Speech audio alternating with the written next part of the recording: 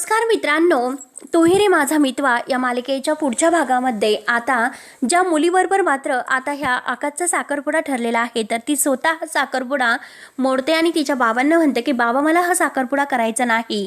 नम्रता आणि आकाश या दोघांचा हात धरून मात्र आता जी काही अंगठी तिच्या हातामध्ये आहे, तर ती अंगठी मात्र ती नम्रताच्या हातात देते आणि नम्रताला घेऊन आता आकाशच्या जवळ येते.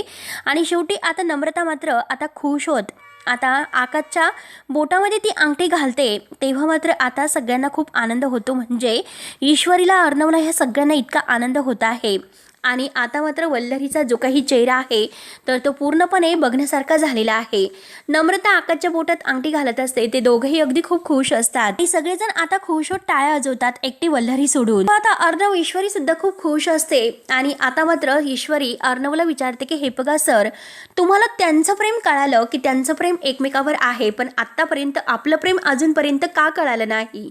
माझ्या मनामध्ये तुमच्याविषयी इतकं प्रेम आहे आणि तुमचं सुद्धा माझ्यावर इतकं प्रेम आहे, पण ते आपलं प्रेम तुम्हाला का कळत नाही? कधी कळेल ते? आणि जमलं तर मात्र एकदा आपल्या प्रेमाचा विचार करा, नक्की तुम्हाला उत्तर सापडेल. हे बघा, आपल्या प्रेमाचा विचार तुम्ही माझ्यासाठी नाही तर स्वतःसाठी करा. आता अर्णव काही न उत्तर देता ईश्वरीकडे पाहत असतो. तर मित्रांनो, आता आकाश आणि नम्रता शेवटी एकत्र आलेले आहे, तर पुढे नक्की काय होतं हे बघण्यासाठी आपल्या चॅनलला सबस्क्राईब करत राहा. धन्यवाद.